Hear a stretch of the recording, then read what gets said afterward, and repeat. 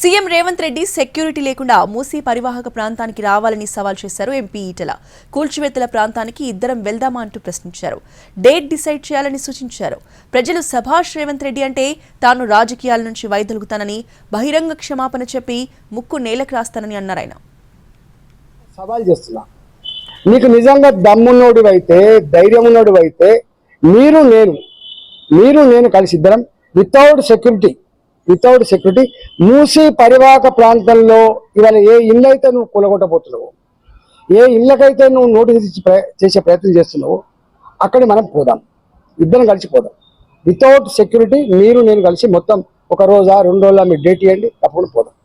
రా, నువ్వు నా చైతన్యపూర్కి వస్తావా, నా కొత్తపేటకు వస్తావా, నా ఉప్పల్ నియోజకవర్గంలో ఉన్నటువంటి రామంతపూర్కి వస్తావా, పోదాం.